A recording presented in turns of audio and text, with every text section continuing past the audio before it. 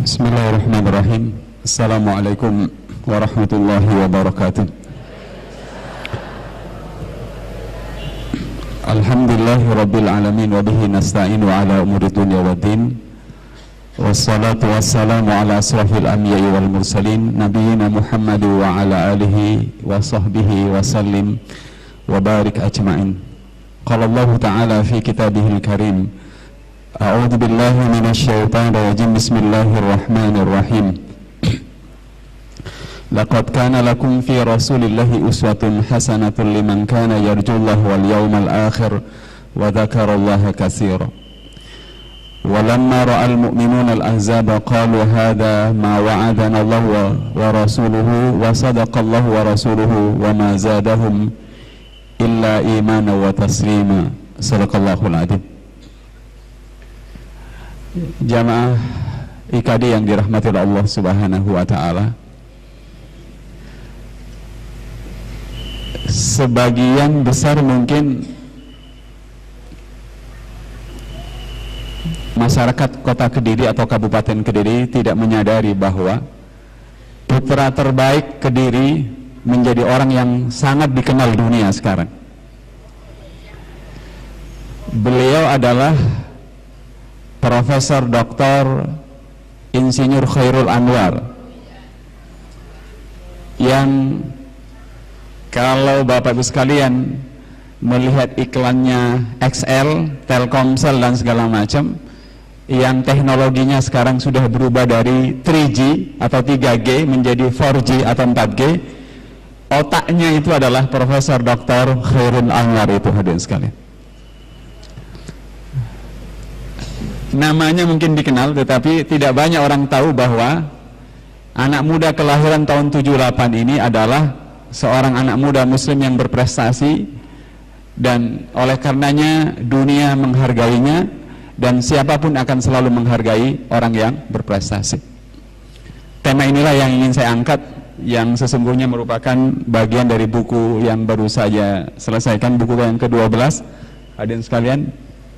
Dan mudah-mudahan pada kesempatan yang sangat berharga ini kita semuanya bisa memulai dan mengawali tahun 2015 ini dengan semangat, kemauan, kegigihan sepanjang bulan-bulan yang kita lalui sepanjang tahun 2015, dan kita semuanya bisa mencapai prestasi puncak sesuai dengan kondisi kita masing-masing. Di depan saya ada seorang nenek-nenek. Saya ingin mengatakan di Malaysia, sebagaimana dituturkan oleh Ustadz Lili Nur Aulia, redaktur majalah Tarbawi, ada seorang nenek yang berprestasi. Saya sebut berprestasi karena dia bisa menghafal 30 juz di usianya yang ke-80 tahun. Jadi buat kita semuanya yang masih di bawahnya, mudah-mudahan semangat, hadirin sekalian. Itu data saya. Website ini selalu saya perkenalkan dan Facebook ini, karena website dan Facebook ini selalu saya update isinya kalau bisa setiap hari, hadirin sekalian. Mudah-mudahan bisa bermanfaat. Sebagian buku yang sempat saya tulis, hadirin sekalian, ada, dan inilah yang isinya mau saya bedah hari ini, hadirin sekalian rahimakumullah. Mendaki ke puncak kehidupan. Tetapi salah satu yang mau saya tekankan, agar kita benar-benar menjadi seorang muslim dan muslimah yang benar-benar berprestasi. Mari kita mulai dari ayat yang tadi kita dengar dalam tilawah tadi, hadirin sekalian. Ini resolusinya kali enggak? Bentar. Saya rubah resolusinya.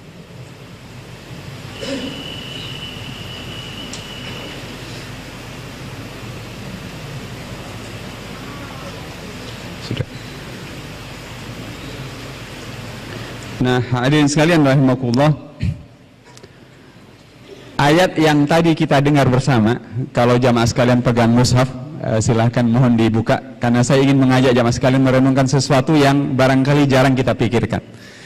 Surat yang tadi diperdengarkan kepada kita dan ayatnya adalah laqad kana lakum fi rasulillahi uswatun hasanatun liman kana yarjullaha wal yawmal akhir wa dzakarallaha katsira.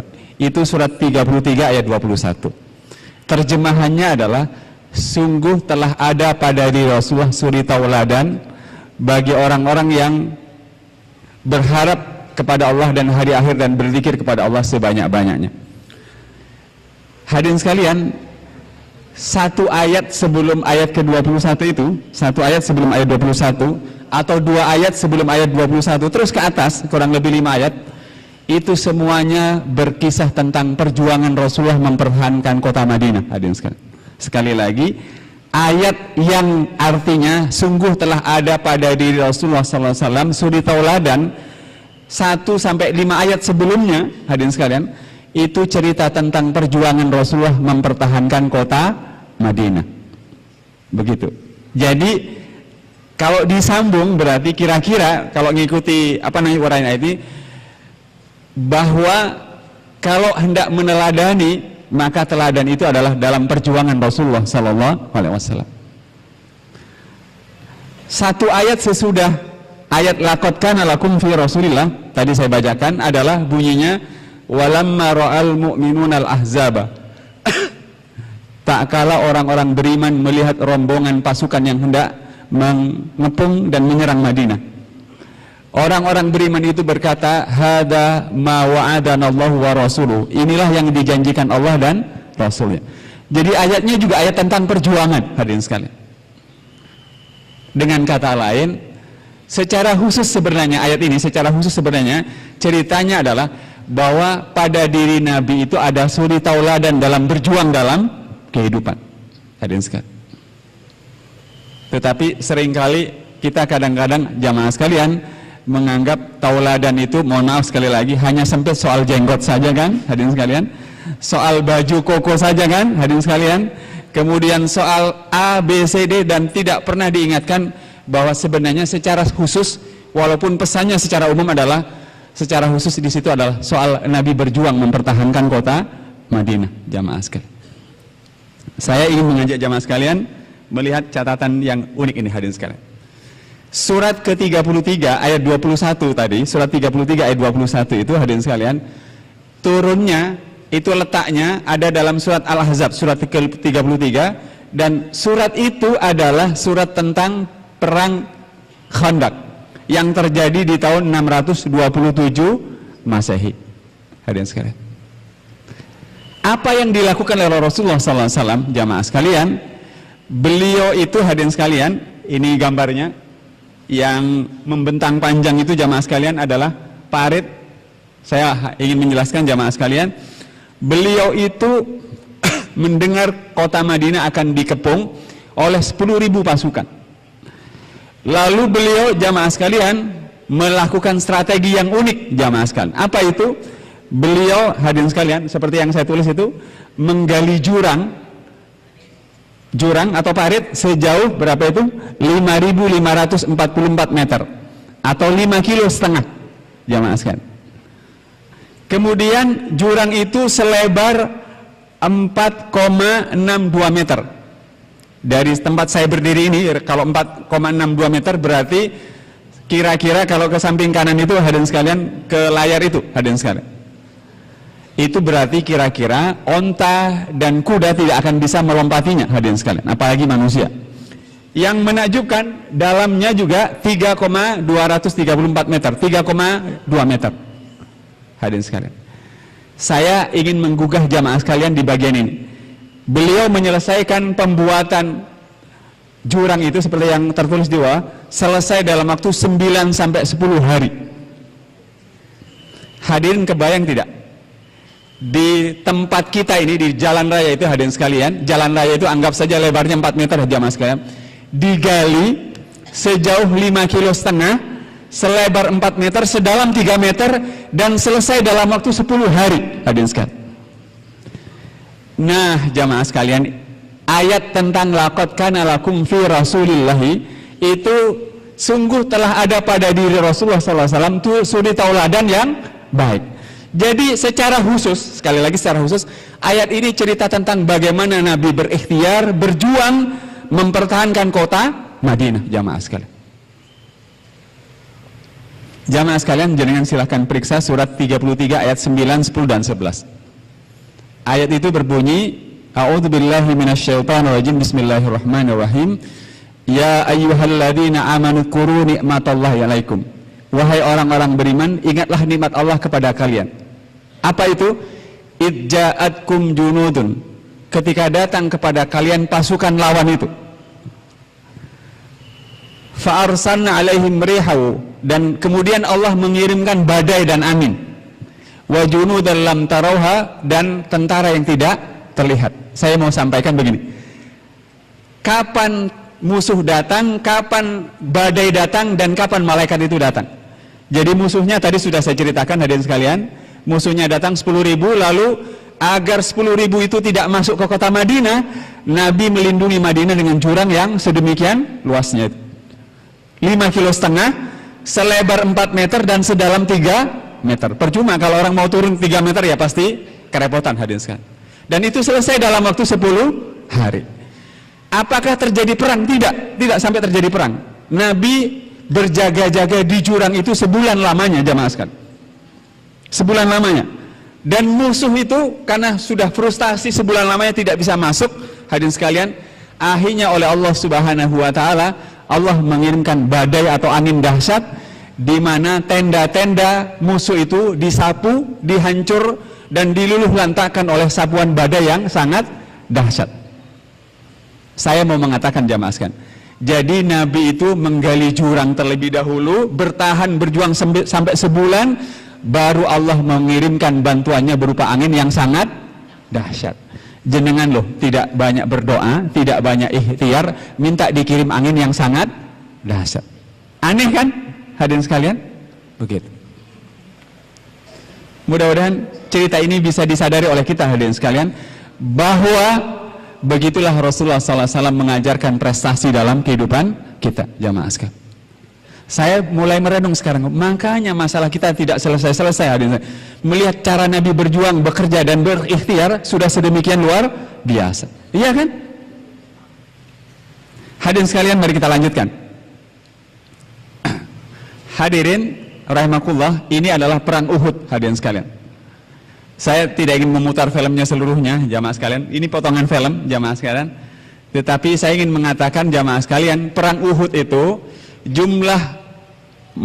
perang Uhud ini terjadi tahun 625 Masehi. Perang Khandaq itu 627 Masehi. Jadi perang ini 2 tahun sebelum perang yang saya ceritakan. Apa yang mau saya sampaikan? Perang Uhud itu hadirin sekalian, lawan beliau itu 3.000. Lawan beliau 3. Kalau perang Khandaq lawannya Nabi 10.000. Kalau perang Uhud ini lawan beliau 3.000, jumlah pasukan beliau hanya 700 hadirin sekalian.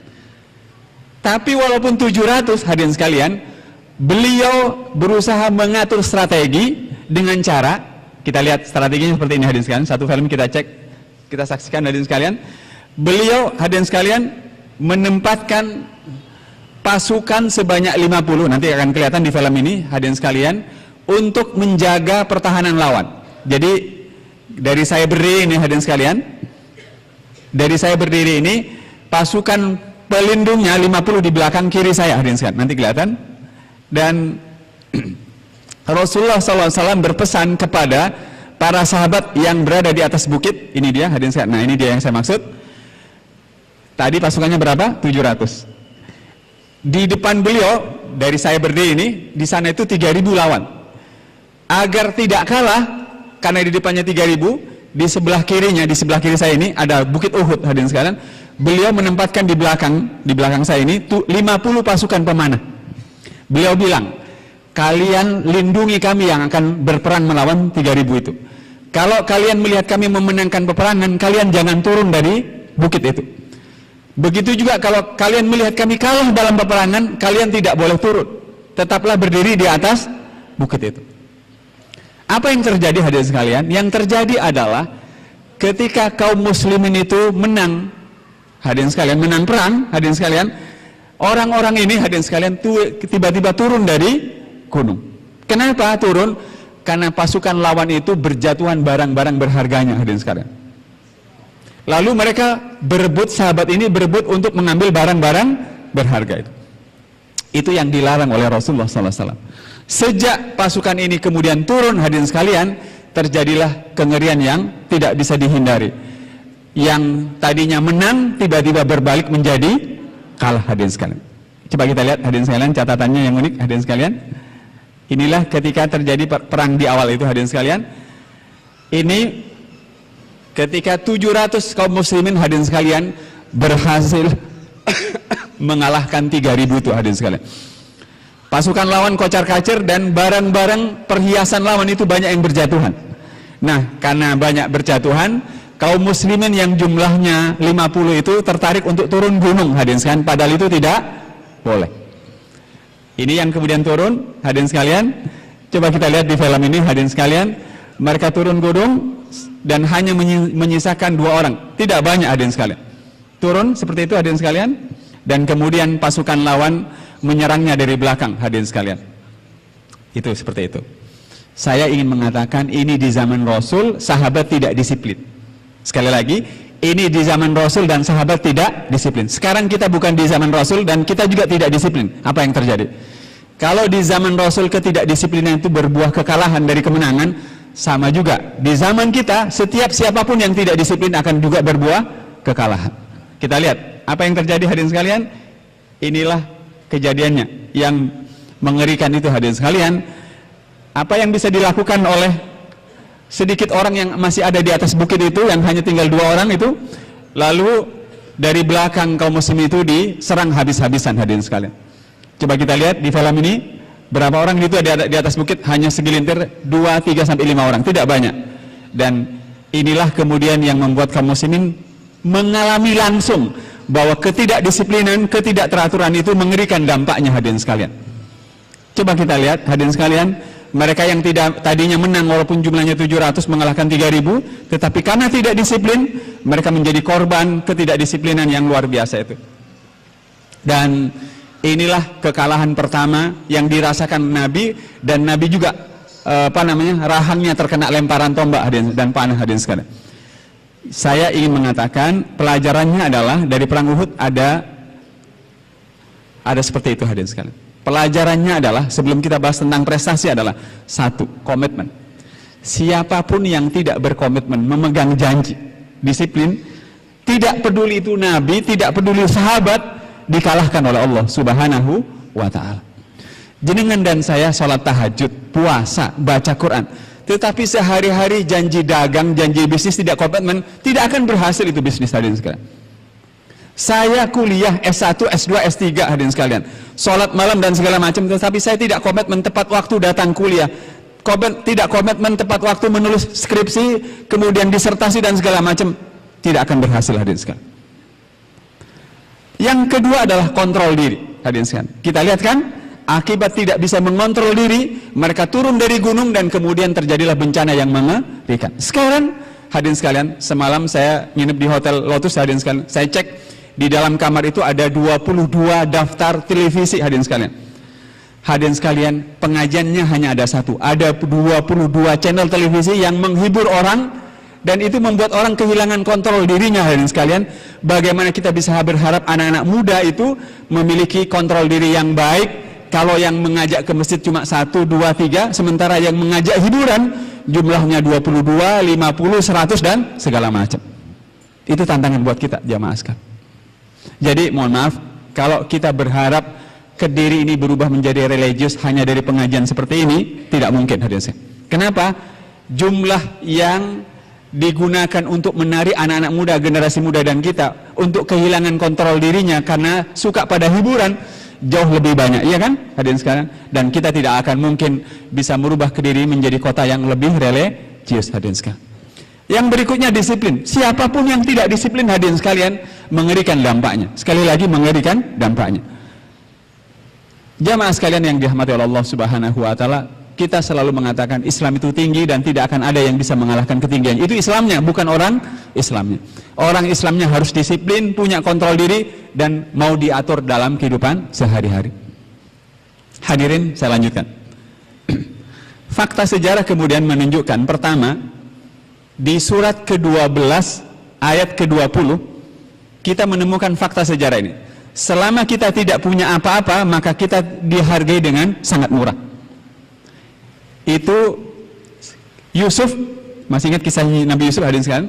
Begitu ditemukan dari dasar sumur, ditolong oleh para pedagang, dan Yusuf dijual dengan harga yang sangat murah. Dan Allah abadikan dengan firman-Nya, A'udzubillahi minasyaitonirrajim, Bismillahirrahmanirrahim. Wa syarauhu bisamanin bahsin darahima ma'dudatin wa kanu minaz zahidin.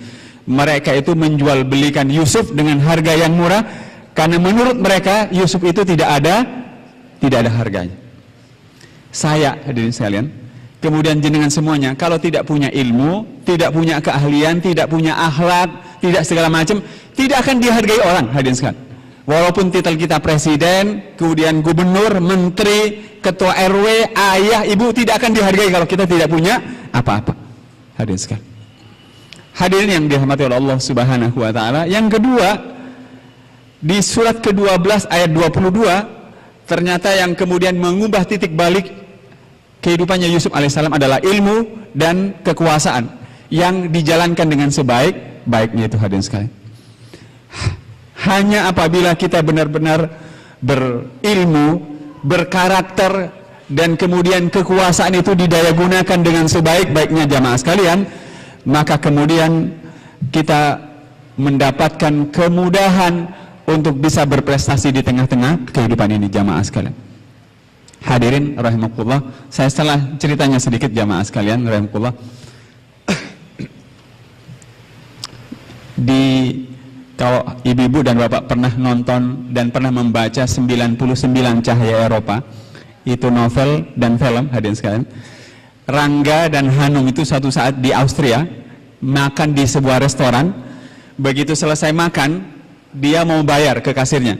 Begitu hendak bayar, kasirnya bilang, "Pak," baik, gak apa-apa.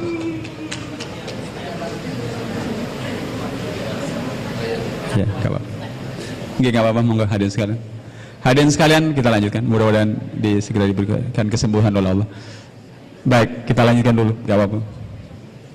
Jamaah sekalian rahimakumullah. Lalu jamaah sekalian rahimakumullah, ketika hendak membayar di kasir itu, Rangga itu membayar, hadirin sekalian, dengan jumlah yang aneh. Kata kasirnya, "Pak, kenapa Bapak membayar sebanyak ini?" Memang kenapa? Pembeli di restoran ini yang makan dan minum itu biasanya paling banyak hanya membayar 8 euro. 1 euro itu anggap 15.000. Kalau 8 euro kan berarti 120.000. Kenapa Bapak mau membayar 50 euro? 50 euro berarti 50 kali 15.000, 750.000. Jadi biasanya orang hanya bayar 120.000, tetapi Rangga yang orang Indonesia itu mau membayar 750.000. Aneh, orang harganya 120.000 tetapi malah mau membayar jauh lebih mahal. Kata Rangga begini, "Mbak," dalam bahasa Jerman tentu saja, "makanan dan minuman yang dijual dan dimakan oleh pembeli di sini memang luar biasa. Tetapi cara Anda melayani pembeli di restoran ini yang luar biasa." Jadi di depan restoran itu ada tulisan dalam bahasa Inggris, bunyi lengkapnya, "All you can eat, pay as you wish." Kalau dalam bahasa Indonesianya, silahkan Anda makan di restoran ini sepuas-puasnya, bayarlah sesuka Anda, atau bayarlah seadanya uang di dompet Anda, hadirin sekalian. Itu kalau ada di sebelah masjid kita, hadirin sekalian, itu habis. Yang mau saya sampaikan, restoran itu ada sejak tahun 2003, dan 2013 itu restoran itu semakin besar, hadirin sekalian. Pemiliknya orang Pakistan, hadirin sekalian. Ketika ditanya, "Kenapa Anda bikin restoran seperti ini? Orang disuruh makan sepuasnya, begitu giliran bayar, harus bayar seadanya uang di dompet." Dia bilang, orang itu kalau dilayani melebihi yang dia butuhkan pasti membayar lebih mahal. Tapi yang paling penting adalah Austria, hadirin sekalian. Austria, negara Eropa di mana penduduk muslimnya paling minoritas, hadirin sekalian. Nah, orang-orang muslim di Austria itu, hadirin sekalian, orang-orang muslim di Austria itu punya cara mereka menunjukkan prestasi, sekali lagi menunjukkan prestasi, agar orang-orang Eropa yang ada di Austria itu menghargai mereka, simpati kepada mereka, tertarik kepada mereka dengan cara berprestasi. Bisakah saya, nggak perlu ceramah sepanjang setengah jam sampai 1 jam setengah, tidak perlu banyak ngomong, saya berprestasi dengan cara datang lebih awal kalau janjian dengan jenengan, hadirin sekalian. Saya janjian ke jenengan jam 7, saya datang setengah 7. Setiap kali saya janjian dengan jenengan hadirin sekalian, saya selalu datang lebih awal dari yang dijanjikan. Pasti orang akan simpati kepada saya. Kalau orang meminta saya mengerjakan 2 pekerjaan dengan kualitas sampai 7, saya buat pekerjaan itu kualitasnya 9, orang pasti akan menghargai saya. Jadi hadirin sekalian yang dirahmati oleh Allah Subhanahu wa taala, oleh karenanya jamaah sekalian, kalau orang punya rekor prestasi kebaikan, maka dia akan dibutuhkan oleh banyak orang. Hadirin sekalian. Sekali lagi, kalau orang itu punya banyak prestasi, punya banyak kebaikan, dia pasti dibutuhkan oleh banyak orang. Jamaah sekalian yang dirahmati oleh Allah Subhanahu wa taala, oleh karenanya jamaah sekalian, saya ingin mengajak jamaah sekalian merenung lebih tajam sekarang. Betapa pentingnya kita berprestasi. Yang saya maksud berprestasi bukan dapat nilai 9, bukan itu saja. Tetapi berprestasi itu adalah melahirkan banyak amal soleh sebanyak-banyaknya. Dan janji Allah di dalam surat 16 ayat terakhir, surat 16 ayat terakhir adalah innallaha ma'al ladzina taqaw wal ladzina hum muhsinun. Sesungguhnya Allah Subhanahu wa taala selalu bersama orang-orang yang bertakwa dan selalu bersama orang-orang yang terus-menerus berbuat kebaikan. Jamaah sekalian. Hadirin sekalian, di tempat ini rasanya saya pernah mengatakan jamaah sekalian, kalau kita menarik ATM ini, hadirin sekalian, dimasukkan ke mesin ATM itu, kita melakukan penarikan tunai 300.000, hadirin sekalian. Kalau saldo atau tabungan Anda jenengan ada, dia akan keluarkan kalimat silahkan tunggu permintaan Anda sedang diproses. Beneran? Tetapi kalau saldonya tidak ada, hadirin sekalian, ATM itu akan mengeluarkan kalimat mohon maaf permintaan Anda tidak bisa diproses karena saldo Anda tidak cukup.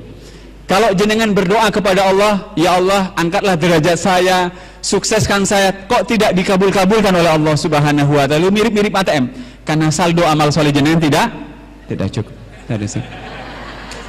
Iya. Bagaimana dikabulkan dan diangkat derajatnya oleh Allah Subhanahu wa taala? Ibadah tidak diperbaiki, ilmu tidak diperbaiki, cara berhubungan dengan orang lain tidak diperbaiki. Hadirin, tidak mungkin diangkat derajatnya oleh Allah Subhanahu wa taala. Hadirin sekalian rahimakumullah, kalau kita punya banyak kebaikan, jamaah sekalian, punya banyak kebaikan, maka kita akan diangkat pada tempat yang sangat tinggi. Ini ceritanya Nabi Yusuf alaihissalam, hadirin sekalian. Tapi saya suka ngajak teman-teman ngobrol di Surabaya. Jenengan kalau ingin mengukur apakah Bapak Ibu sekalian punya manfaat banyak bagi orang lain, sederhana saja. Sekarang ini setelah acara saya ini, coba bikin SMS jamaah sekalian, Mbak atau Mas atau Pak, SMS-nya bunyi begini. Mohon maaf kalau tidak merepotkan, bisa tidak hari ini saya jam 12 setelah salat zuhur, tolong saya dipinjami uang 500.000. Kirimkan ke 30 nomor yang ada di nomor handphone jenengan. Kirimkan. Kalau 30 nomor itu ada yang membalas, oh nggih Mbak atau Mas, saya senang jenengan minta bantuan pada saya. Jangankan 500.000, 1 juta bahkan 2 juta saya akan berikan. Itu yang positif hadirin sekalian. Atau yang lain balas, monggo kalau perlu saya antar sekarang. Kalau lebih banyak yang seperti ini, berarti kita semuanya termasuk orang yang dirasakan manfaatnya bagi orang lain, sehingga orang lain dengan mudah mau membantu kita. Tetapi kalau sebaliknya, kalau orang itu malah mengatakan, mau kapok saya, enggak dan segala macam, berarti kita tidak dirasakan kebaikannya oleh orang lain. Hadirin sekalian yang dirahmati oleh Allah Subhanahu wa taala, saya jamaah sekalian, kita akan bisa berprestasi lebih baik, berprestasi beramal soleh lebih banyak yang dirasakan manfaatnya bagi orang lain. Satu, hadirin sekalian, kalau kita menggembleng diri kita sekuat-kuatnya dengan ibadah, belajar, dan segala apapun yang membuat kita kuat, hadirin sekalian.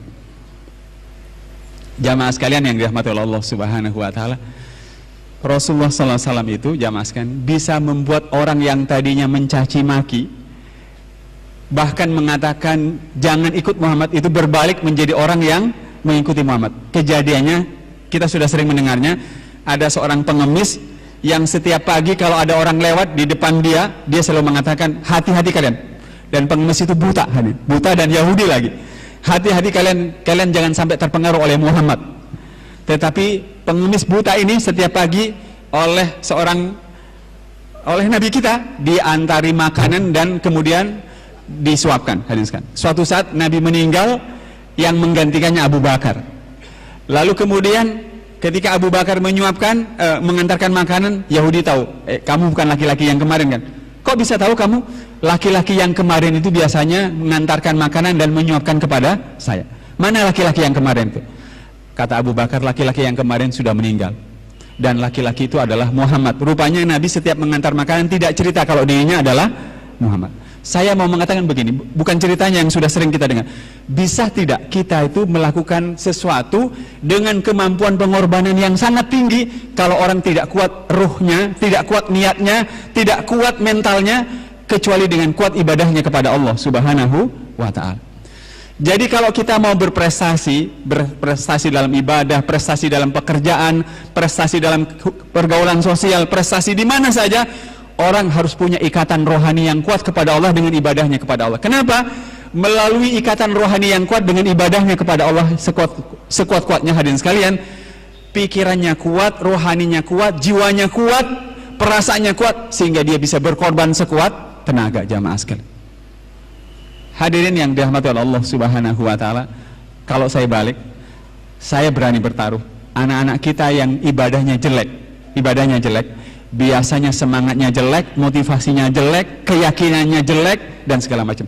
Dia susah menjadi orang yang berprestasi di dalam kehidupan ini, jamaah sekalian. Hadirin rahimakumullah, di Jawa Tengah saya sudah bahkan pernah putar filmnya di sini. Ada seorang tukang jahit namanya Muhammad Sabar, Muslim tentu saja. Dia penyuka mendaki gunung dan kemudian memanjat tebing. Cita-citanya ingin mendaki gunung yang paling tinggi di dunia, Gunung Himalaya.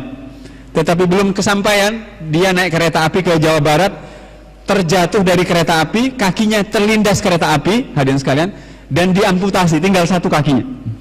Tetapi justru dengan satu kaki ini, laki-laki ini bisa mendaki gunung paling tinggi di Eropa, setinggi 6.000 meter atau 6 kilo, hadirin sekalian.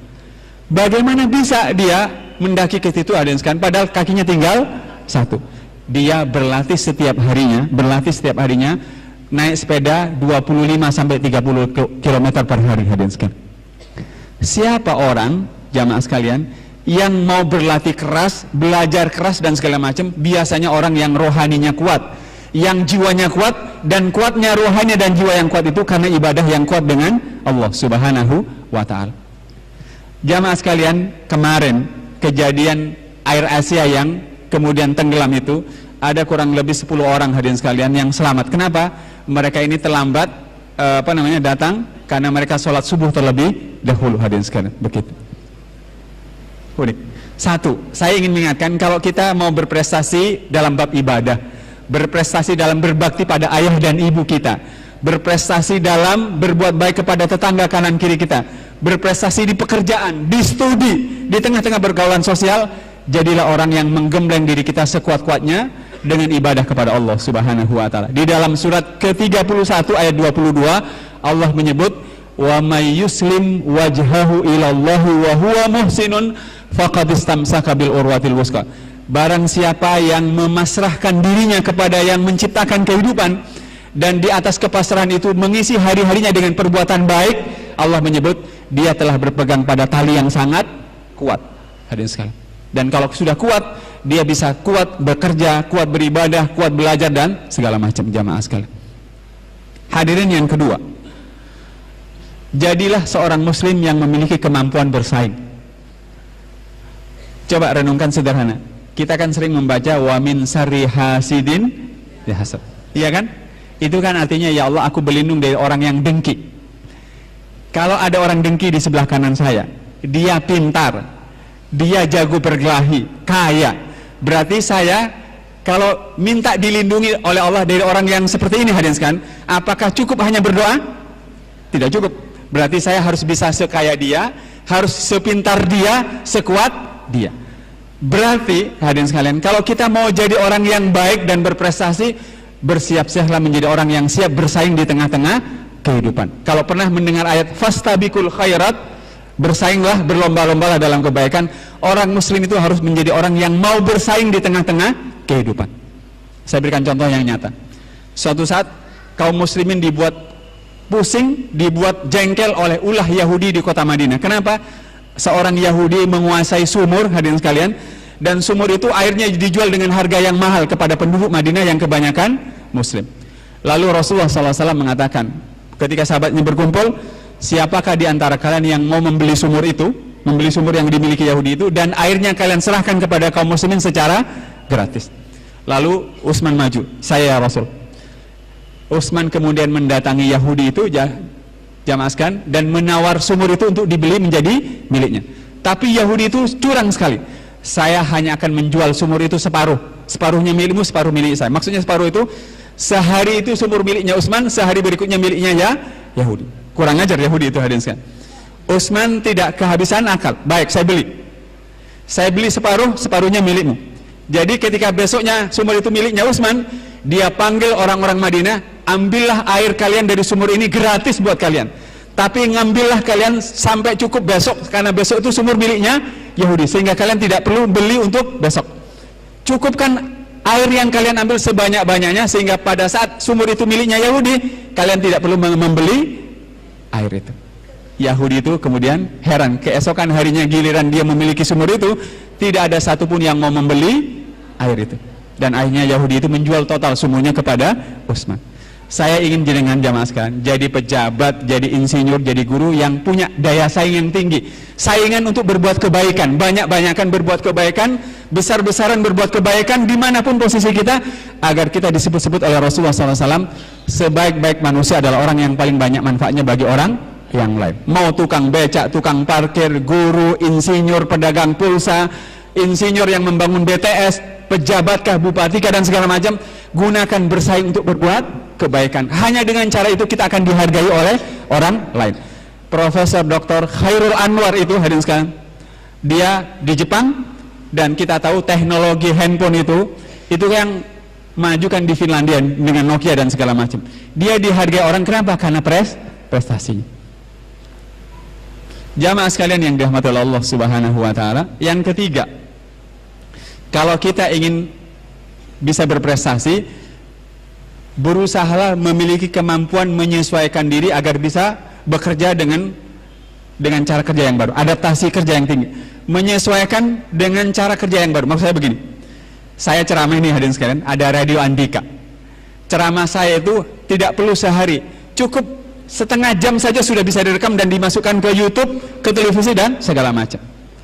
Mahasiswa sekarang, dosen sekarang, karyawan sekarang bikin makalah tidak perlu sehari, setengah jam selesai.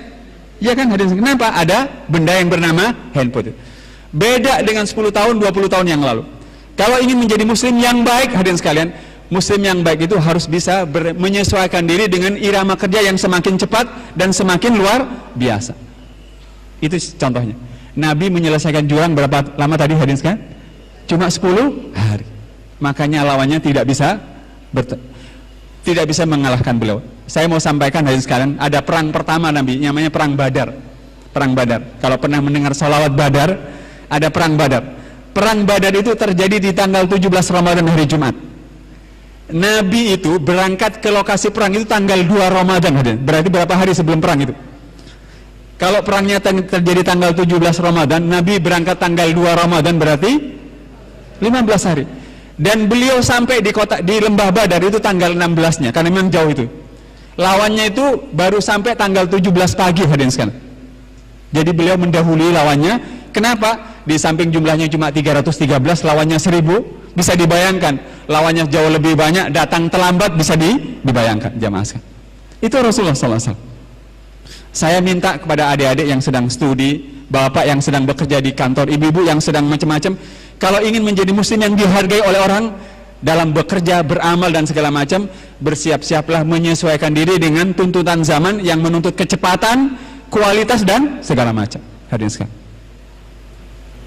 Yang keempat, hadirin sekalian, milikilah kemampuan menciptakan sesuatu yang bernilai lebih luar biasa. Jamaah sekalian, mohon maaf, ini hal sederhana. Kalau saya dosen, jamaah sekalian, tulisan saya agar tidak dibaca oleh mahasiswa saya, biasanya saya menutup LCD saya pakai kertas, hadirin sekalian. Iya kan? Itu cara yang paling kuno. Cara yang paling kuno lagi, ininya dilepas kabelnya itu, hadirin sekalian, biar nggak kelihatan. Cara yang paling modern, pakai saya menekan huruf B saja di di komputer B sehingga terlihat hitam dan tidak kelihatan. Kalau saya tekan B lagi, muncul lagi, hadirin sekalian. Begitu. Maksud saya, jamaah sekalian, kalau kita ingin berprestasi seperti Rasulullah dan para sahabat, milikilah kemampuan menciptakan sesuatu yang baru yang bermanfaat. Hadirin sekalian, benda yang saya pegang ini, hadirin sekalian, ini dari karet dan plastik. Ini juga karet dan plastik. Ini handphone, ini dompet, ini pointer. Kenapa mahal, hadirin sekalian? Kenapa handphonenya lebih mahal? Karena ilmunya lebih tinggi. Selama kita bisa menciptakan sesuatu yang bernilai lebih tinggi, kita akan dihargai oleh orang. Kalau tidak, kita tidak akan dihargai oleh orang. Hadirin sekalian, yang kelima, jadilah seorang muslim yang memiliki tradisi belajar yang baik. Hadirin sekalian, karena doa saya dan jenengan adalah wajiburni, warfa'ni, dan warzuqni. Saya ulangi, wajiburni, warfa'ni, dan warzuqni. Wajiburni itu ada yang mengartikan, ya Allah perbaikilah hidup saya. Warfa'ni, angkatlah derajat saya. Masuk akal atau tidak, hadirin sekalian? Orang yang tidak mau memperbaiki apapun dalam hidupnya lalu tiba-tiba derajatnya diangkat oleh Allah, masuk akal? Enggak. Saya mau cerita sebagai penutup ceramah saya, hadirin sekalian, tentang tradisi belajar yang kuat ini. Mohon dicatat namanya dan bisa dicari langsung di internet. Namanya Ali bin Ibrahim An-Naimi. Ali bin Ibrahim An-Naimi. Dia cleaning service, tukang sapu. Ijazahnya SD, hadirin sekalian, ijazahnya SD. Siang-siang, kira-kira jam 9, beliau ini menemukan satu botol air mineral di tempat terbuka, bukan di ruangan khusus, yang dia hendak minum karena dia haus. Mohon maaf, beliau kerja di PT Aramco. PT Aramco itu perusahaan eksplorasi minyak terbesar di Arab Saudi, hadirin sekalian. Begitu air itu hendak diminumnya, tiba-tiba dia dibentak, jangan kau minum air itu. Yang membentaknya adalah seorang insinyur bule berkebangsaan Amerika Serikat. Karena dia hanyalah tukang sapu, tidak jadi meminumnya, hadirin sekalian. Tetapi sakit hati kah dia? Tidak sakit hati. Dendam kah dia? Tidak dendam. Dia sadar hanya tukang sapu, cleaning service, dan ijazahnya SD. Apa yang dia lakukan? Mulai keesokan harinya dia melakukan sesuatu yang luar biasa. Pagi, siang, dan sorenya bekerja, malamnya sekolah. Agar apa? Agar bisa mendapatkan ijazah SMP. Hadirin sekalian, kerja di eksplorasi minyak, perusahaan minyak tidak gampang. Pagi, siang, sore kerja, malamnya sekolah, 3 tahun, hadirin sekalian, untuk memperoleh ijazah SMP. Setelah dia dapat ijazah SMP, dia tidak puas. Dia lanjutkan 3 tahun lagi untuk memperoleh ijazah SMA-nya. Gara-gara mau memperbaiki pendidikan, ilmu, dan segala macam, itu yang saya maksud wajiburni. Orang mau memperbaiki ilmunya, perusahaan itu menawarinya, hadirin sekalian, menawarinya beasiswa untuk studi perminyakan ke Amerika Serikat. Mungkinkah cleaning service kalau terus-terusan mengeluh dan menyalahkan keadaan lalu tiba-tiba ditawari beasiswa? Mungkin? Tidak mungkin. Sekali lagi, mungkinkah orang yang kerjanya hanya menyalah-nyalahkan keadaan dan segala macam lalu dia tiba-tiba ditawari beasiswa untuk studi ke Amerika Serikat? Tidak mungkin, kan? Hanya dia mau belajar, mau berilmu, mencari apapun sampai benar-benar berprestasi, lalu perusahaan atau kantornya menawari beasiswa studi perminyakan, dia selesaikan sarjana perminyakan 4 tahun. Bahkan dia selesaikan magister perminyakan, S2 perminyakan 2 tahun dengan baik. Ali bin Ibrahim An-Naimi yang tadinya hanyalah tukang sapu, dia kembali pulang ke Arab Saudi, kerja lagi beberapa tahun, hadirin sekalian, dan kemudian beberapa tahun kemudian bule yang melarang minum air itu mau meminta izin cuti liburan. Dia bawa surat-surat untuk ditandatangani orang nomor 1. Betapa kaget dia begitu dia masuk ke ruangan orang nomor 1, di dalamnya adalah Ali bin Ibrahim An-Naimi. Dia sudah menjadi orang nomor 1. Dan bule itu bilang, mohon maaf, saya harap Anda tidak dendam kepada saya dan tidak mempersulit izin cuti liburan saya. Kata Ali bin Ibrahim An-Naimi, saya tidak dendam kepada Anda, saya justru berterima kasih. Sejak Anda larang saya minum air itu, saya bertekad ingin merubah hidup saya. Itu tradisi belajar, hadirin. Saya minta pada saya dan jenengan, kalau mau jadi orang yang luar biasa seperti kita berdoa, warfa'ni, angkatlah derajat saya Allah, maka wajibuni, perbaikilah apapun, perbaikilah ibadah, perbaikilah ilmu, perbaikilah bakti kita pada ayah dan ibu kita, perbaikilah cara kita memperlakukan anak kita, perbaikilah cara kita memperlakukan tetangga kanan kita, pokoknya perbaiki segala-galanya, hadirin sekalian, agar derajat kita diangkat oleh Allah Subhanahu wa ta'ala. Tapi kalau sudah belajar, hadirin sekalian, sebaiknya produktivitas kita naik, hadirin sekalian. Kita mampu menghasilkan sesuatu yang bermanfaat bagi orang lain. Jangan hanya belajar sampai kepalanya botak, hadirin sekalian, tetapi tidak ada yang dihasilkan. Kata orang, kalau botaknya di depan itu pemikir, hadirin sekalian. Kalau botaknya di belakang itu pintar. Kalau botaknya depan belakang itu kau pikir kau pintar, hadirin sekalian. Nah, hadirin sekalian, jangan jadi orang yang hanya belajar saja tetapi tidak produktif, tidak menghasilkan sesuatu yang bermanfaat. Kita ingin kita semuanya tumbuh menjadi orang yang belajar, punya ilmu tetapi punya sesuatu yang dihasilkan, gitu. Hadirin sekalian, yang terakhir, jadilah orang yang maksimal bermanfaat bagi orang lain. Khairun nas anfa'uhum linnas. Di surat An-Nisa ayat 36, hadirin sekalian, mohon direnungkan ayat ini. Allah mengatakan, berbuat baiklah kalian kepada ayah dan ibu kalian, kepada kerabat kalian, tetangga yang kepada fakir miskin, anak yatim, tetangga yang dekat. Berbuat baik pada orang lain kan bisa senyum, tetapi masa setiap hari maunya senyum melulu, hadirin sekalian.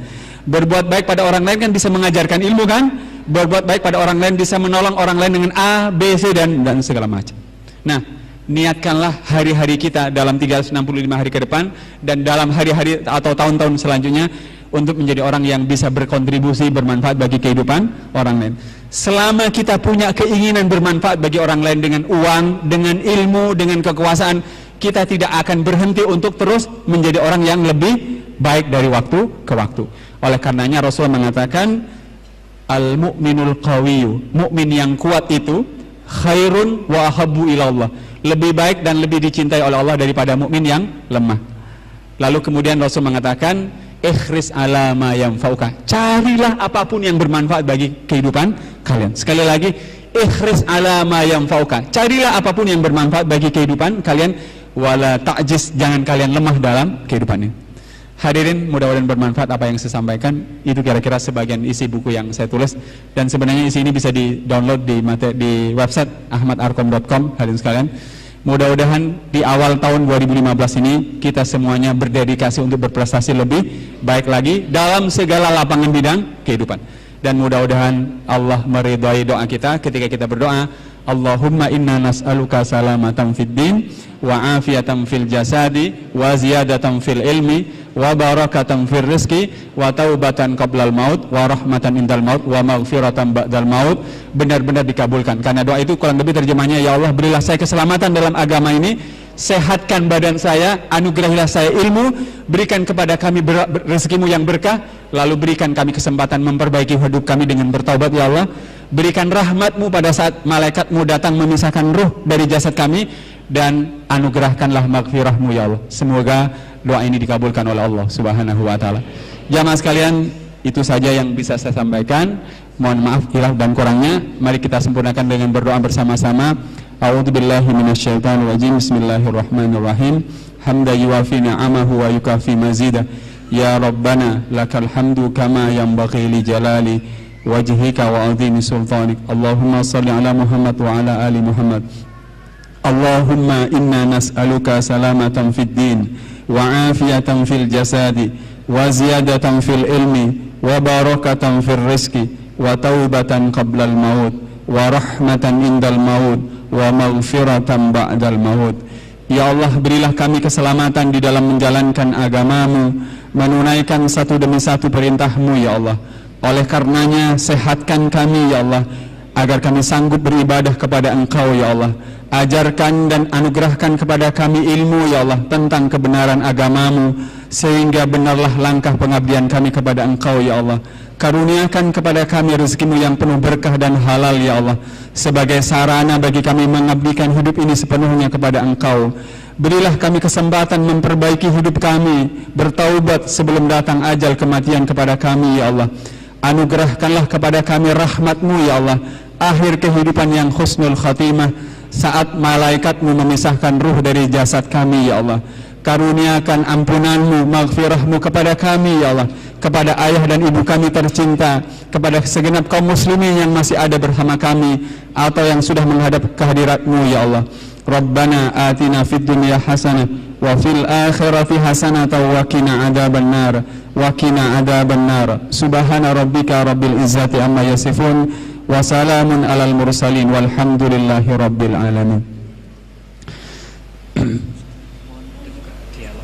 Oke. Jamaah sekalian, masih ada waktu. Saya tadi diminta kalau ada yang mau disampaikan, ada 15 menit yang bisa digunakan. Jamaah sekalian, monggo, ada yang mau disampaikan, silakan hadirin sekalian. Ibu, monggo silakan Bu.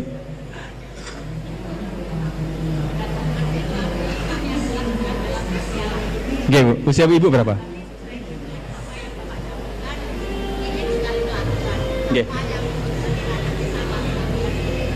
Ya, ini Ibu usianya berapa Bu? 72. Ada ibu-ibu ini usianya 72 tahun, beliau ingin punya hafalan 30 juz Bu. Tapi saya ingin mengatakan begini. Jadi berapapun usia kita, Al-Quran itu bisa kita hafal. Satu syaratnya sering-seringlah membaca Al-Quran. Maksudnya perbanyak membaca Al-Qurannya dulu. Satu itu. Yang kedua, begitu ada 1 ayat, 2 ayat, 3 ayat atau 10 ayat hendak dihafal, yang dibutuhkan itu adalah membaca dan mengulang itu sebanyak mungkin. Jadi mohon maaf Pak sekalian, kalau jenengan tidak percaya silakan. Bahkan jenengan mungkin menganggap hafalan jenengan lemah, mohon maaf ya. Kalau satu lembar itu jenengan ulang-ulang dengan cara begini. Satu lembar itu bagi 3 bagian saja, 3 bagian. Sepertiga pertama, sepertiga kedua, sepertiga terakhir. Lalu sepertiganya itu, setiap sepertiga itu ulang minimal 11 sampai 15 kali. Biasanya nanti di ulangan ke-15 kali, sepertiga halaman itu mudah diingat. Kalau tidak percaya silahkan buktikan. Dan kalau dilanjutkan sepertiga kedua sampai yang ketiga, biasanya satu halaman itu, satu halaman bukan satu lembar, itu bisa dihafal di kira-kira setengah jam sampai 1 jam. Kenapa? Karena otak manusia, siapapun kita, didesain memiliki kemampuan menangkap dan mengikat sesuatu dan menghafalnya dengan cara mengulang-ulangnya sebanyak-banyaknya. Masalah saya dan jenengan adalah jenengan baru ngulang 2 kali sudah minta hafal, itu masalahnya Bapak sekalian. Itu yang bikin kita tidak hafal begitu. Jenengan tanya kepada semua orang yang hafal Quran, ternyata kuncinya adalah mengulang sebanyak-banyaknya. Dan begitu sudah dihafal, itu juga perlu dibaca lagi sesering mungkin. Itu saja begitu. Yaitu yang kedua. Yang ketiga, agar hafalan Quran itu lengket terus dan segala macam, maka sering-seringlah dibaca, terutama di waktu sholat, begitu Bu. Itu akan mudah. Di Pasuruan, buat jenengan Bu yang usia 72 tahun, saya dikabari oleh kawan-kawan IKD Pasuruan, Ustadz, kami di sini bikin sekolah penghafal Quran. Yang luar biasa, ada seorang nenek-nenek yang sudah hafal surat 67, surat Al-Mulk, surat Al-Waqi'ah hafal. Bukan sejak awal, enggak. Dia datang belum hafal, sekarang sudah hafal 67, surat Al-Mulk, surat Waqi'ah dan beberapa surat-surat yang lain begitu. Sangat menyenangkan sekali kalau mendengarkan jenengan yang usianya 72, 75, 60 bisa hafal gitu dari waktu ke waktu. Itu Bu kira-kira, dan mudah-mudahan bisa diikuti yang lain. Ada yang lain Bapak Ibu sekalian? Monggo. Kalau tidak ada, saya memiliki permintaan. Alamat website saya tadi sudah diganti itu. Alamat website saya ahmadarkom.com. Mudah-mudahan bisa diinikan. Ahmad Arkom itu AKHMADARKOM. Sama Facebook. Saya sengaja menggunakan media itu karena banyak orang memiliki akun Facebook, isinya itu hanya foto, makanan, ya, kemudian galau dan segala macam. Nah, isi apa yang saya tulis di Facebook itu selama hampir 3 tahun terakhir ini sudah saya bukukan jadi 5 buku malah, gara-gara terlalu sering menulis di Facebook itu. Kalau tidak ada, terima kasih banyak Bapak sekalian. Mohon maaf atas silap dan kurangnya. Semoga tahun 2015 ini menjadi tahun yang sangat luar biasa buat kita, dan mudah-mudahan kita bisa menjadikannya sebagai pemberat timbangan amal soleh kita di hadapan Allah Subhanahu wa taala. Wabillahi taufiq wal hidayah. Assalamualaikum warahmatullahi wabarakatuh.